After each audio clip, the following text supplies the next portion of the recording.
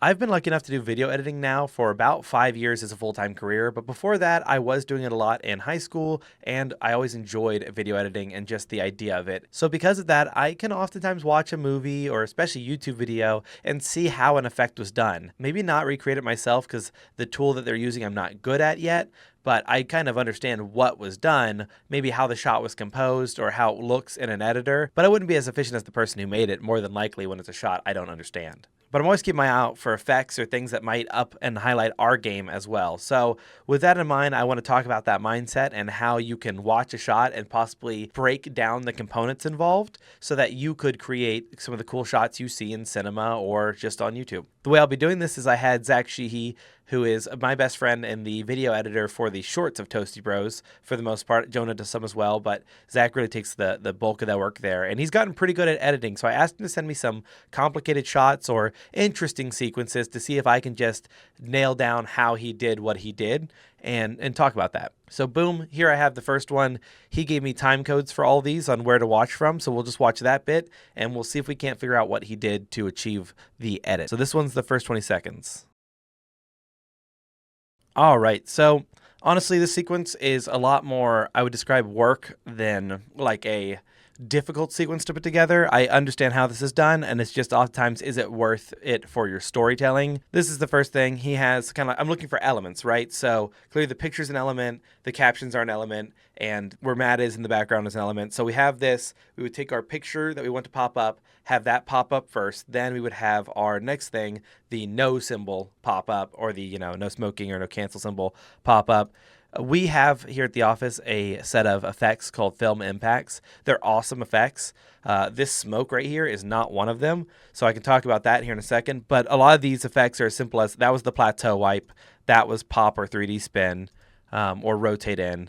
And so this effect here where he had the kind of bounce and then the smoke, that is likely an alpha layer or a green screen, whichever way he decided to go. I don't see a lot of green, so I want to say an alpha layer. The difference between like an alpha layer mask or like a green screen mask is one is usually with the color green as background, and the other is usually a black background with the element on top of it, which you remove it by doing screen under the blending options versus doing ultra key under the effects options. So this, he does a little pop when that happens, and then he has this flashing, which is very likely using Lumetri color and setting a keyframe for exposure to get this flashing, and then he's adding these little bumps and nudges. I think that he at this point was interested in Finzar's editing suite, and so I think those are pushes from that guy's suite.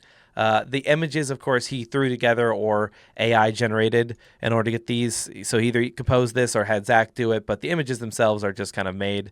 Once again, there's the pop effect. Yeah, for this, that was a slide in, the push, and this is just a slow zoom over either he grayscaled it, but he found drone footage in the background of a rural area, added these things in. That's a double, if you layer two of the push effects from Film Impact together, you get that effect where they slide in and out together. Yeah, this setting is not too hard to recreate. It just would take a lot of time. I don't know that I could do it faster than he did it, besides just knowing my keybinds better. I don't think that, one thing he might have done to make it more kind of funny, but I will tell you I've done it with his magnifying glass and it's a bitch, is add the spherize effect to the magnifying glass, and that'll give his eyes different shapes.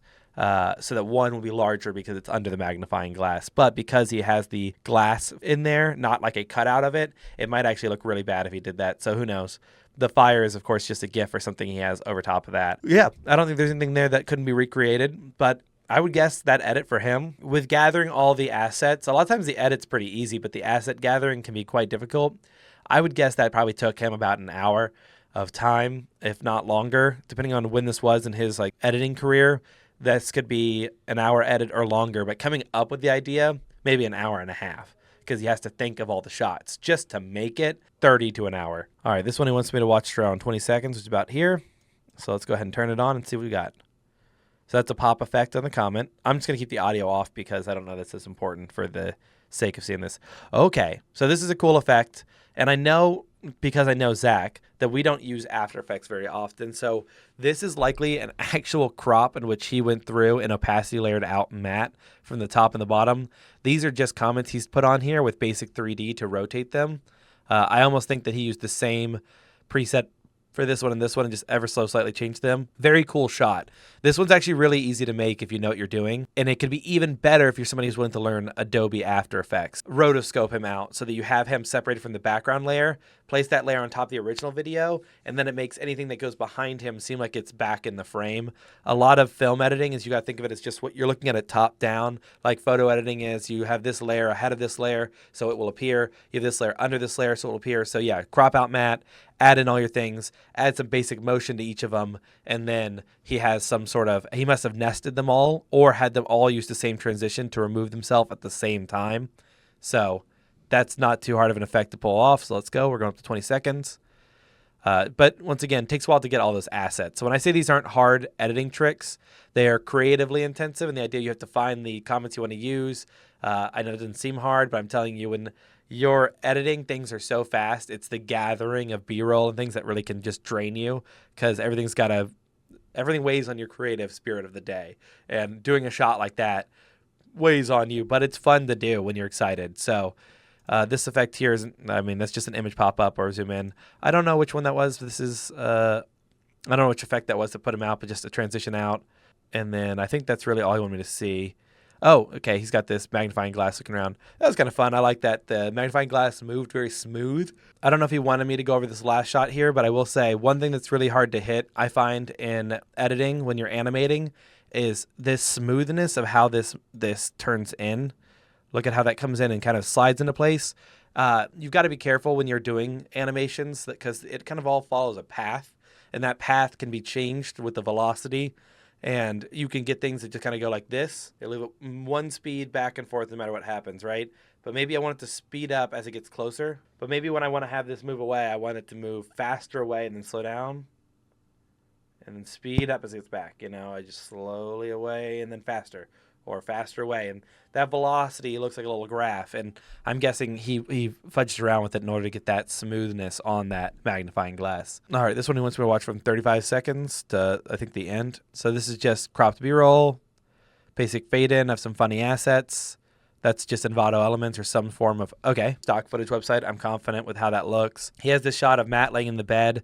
Clearly the cover, he just found either someone laying under a cover as a picture, cut them out, and then threw them on there. The sleeping mask is different assets. So that's like 3 photos in one that he had to source each of them, put them together, and then use that, as well as the thought bubble and the actual footage in the top. If he were to make this better, he could have cropped that out and then made an opacity layer to follow the puffiness of the cloud to make it seem a little bit more of that. But sometimes doing the funny box, like it's clearly wrong, is funny. It is comedy. So whether he chose to do that or it was just a speed thing, up to him. Nothing really crazy here that I don't think like is unreplicable. A lot of shorts editing, as I understand it, is gathering assets to help keep the dopamine brain entertained. And he does a great job of doing that. I will tell you, it does. I've tried it. Very draining for me. Okay, so we're going to do this 0 to 14. He has this box pop on screen. I don't know if he knows this. The box doesn't appear in the first frame, which is weird. The box just pops on screen, and then they all come out. Clearly, this is just the same photo stacked on top of itself over and over again. If it's not, then it's just he found one like that already. Kind of weird that he has a black space here. I don't know if that was intentional, because this should have slid over top of him instead of sliding in randomly. I'm guessing he may have had an adjustment layer, and that can cause that effect to happen if you have an adjustment layer underneath of it. But this is a homemade, like this is one of those things where it's like, it seems like a super simple shot when you describe it, but to put this together, find 1, 2, 3, 4, then 5, this specific type of, machine, then add this logo. Oh my God, it takes forever. Then find the background just to have this one shot that's going to be on screen for, it's probably been 1 or 2 seconds. Let's see.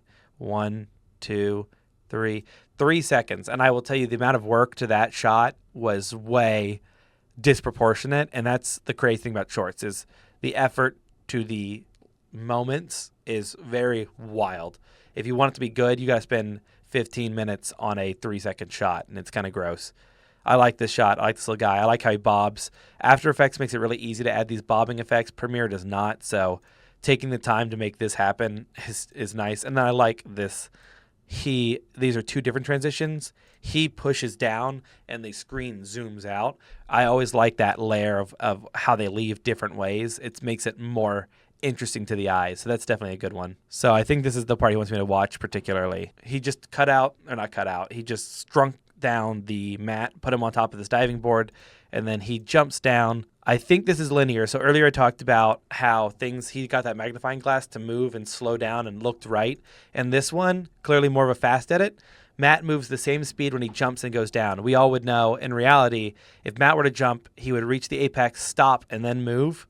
But he just falls directly. There's no jump. Because I think he goes up for a second. No, he kind of just goes like this, kind of a fall. But there'd be a difference in speed. He would theoretically speed up for a moment between there and the water, and that is not the case.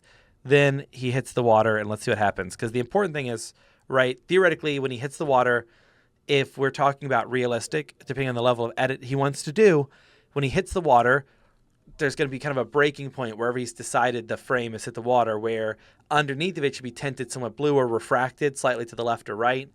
If we're trying to make this feel more real, if we think that's part of the comedy, we might do it. But in theory, let's see, when he hits the water, what happens? Does he just disappear? It looks like he just disappears. Yep, there it is. Okay, so here's the thing that I'm talking about. So Zach, this is on frame, and I had to pause 3 times to try to get this. He made it where when he hits the water, he does warp a little bit weird, and then there's this splash effect. I do think it's a little odd, the splash effect being there when it could have been maybe originated, if he could have gotten it to originate from where Matt hit, go up over the screen, then just have like a water transition down. But it's a short, and getting that whole thing in there, it's a cost time benefit analysis. What's worth it? Was it worth it to get Matt to do this where he hits the water and actually changes? No, probably not. Is it creative? Is it fun? Did it bring him new techniques? Probably. So it's worth doing for that. But there, he goes in, and then there's that boom, the Twitter comes in, we're immediately moving on to next elements. And whether Zach meant to or not, a nice thing about this is your eyes follow down to the bottom left, and your eyes are sitting right where that Twitter logo comes in before you return back to Matt's face. So if you're following the motion, your eyes are going to easily go back to that, then probably back to the text, then back to Matt. So it's kind of a natural transition. But those were just some of Zach's edits. He's done a lot more, so maybe some of them he's worked on that he can't show right now because they're not up online. He's gotten better over time.